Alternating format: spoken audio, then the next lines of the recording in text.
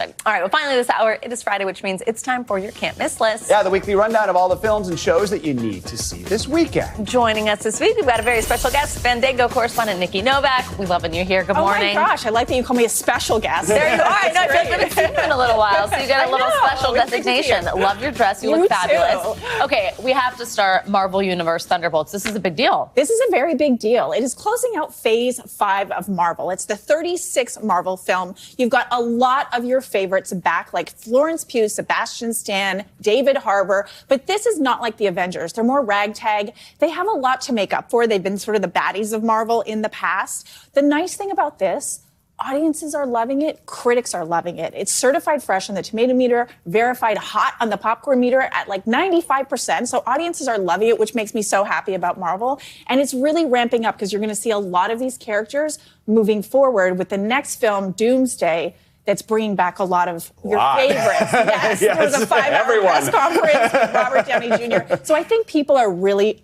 amped about this. They feel like the train is starting to really rev up again. Marvel needed, to get back on track. So, and it feels like that continuous story. I think that's what people like. It's almost like binge TV where you can follow the story from movie to movie instead of being its own little thing. All right. Switching gears here, we've got a summer-themed psychological thriller. It's The Surfer with Nicolas Cage. This could be is there not surfing involved here? Any different than, yes, this is dark. Not Marvel. This is definitely, even though the Thunderbolts is a little darker than Marvel's used to, this is Nicolas Cage at his thespian finest. This is the kind of stuff that Nicolas Cage fans can rejoice and sit in the theater for a couple hours and watch him do his acting. He plays a guy that's going back to where he grew up in Australia. He's bringing his son, thinking it's going to be idyllic, and the locals don't want him there. But rather than backing off, his ego gets involved, and it just goes down a rabbit hole, and it gets very, very dark. His son is like, palm to the forehead, Dad, let's just get out of here. But yeah, it is not for the faint of heart, but like I said, Nicolas Cage fans will enjoy. Okay, I do love a Nicolas Cage movie, not gonna lie. Okay, also,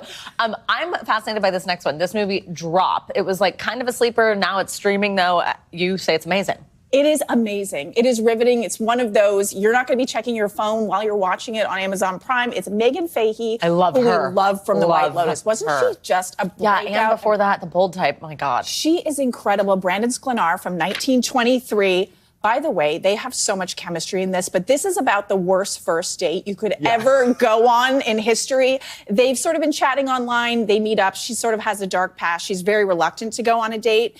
They're in this high-rise building, and then she gets these drops on her phone, and she doesn't know where they're coming from, but it is one of those, it could be anybody in the restaurant. You don't know what's going on, but just go on the ride. It's incredible. We've got less than 2 minutes here. We're going to try and get through a few more things here. The Four Seasons, we've been talking about it all week. You got Tina Fey, Steve Carell, great cast. Few people you've heard of before, right? So the reason this is called The Four Seasons, it's three couples that they're longtime friends. They've been going on vacation for years, but this particular, it takes place over the course of a year. Every 2 episodes is one vacation spot. So you're going on a ski vacation, you're going on a beach vacation. This is truly like the season of like White Lotus started it, going on these virtual vacations with stars that you absolutely love. But in this one, it's kind of fun because Steve Carell breaks up with his longtime wife in the first episode. It's not really a spoiler, but then brings somebody else along in the subsequent vacations. And how does this crew get along with a much younger new person that wants to go out at 8 at night when they all want to go to bed? Oh my God, I love that. Okay, quickly, another simple favor.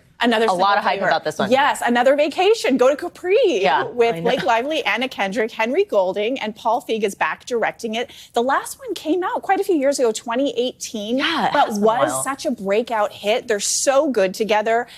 You're dressed, by the way, for that. You need to be in this film, but it's over the top. Thank you. Pure escapism. It's the two of them. It's, cat and mouse and just lots of twists and turns like the first one had. But yeah, just pure escapism. And no off-screen drama, so that's good. All right, we got 20 seconds true? here. I don't know. Carme got 100 on Rotten Tomatoes. Yes, so this is a foreign language. You're going to have to watch the screen for this one, French subtitles, but it is about Marie-Antoine Carme, who is called like the first celebrity chef this is like Bridgerton meets The Bear. So you've got food, you've got the food. It's very, very steamy. It's even steamier than Bridgerton. Oh, wow. But it tells the story of this rags to riches chef who then sort of gets involved. It's a real life story in being a spy for the French government. What? Oh, yes.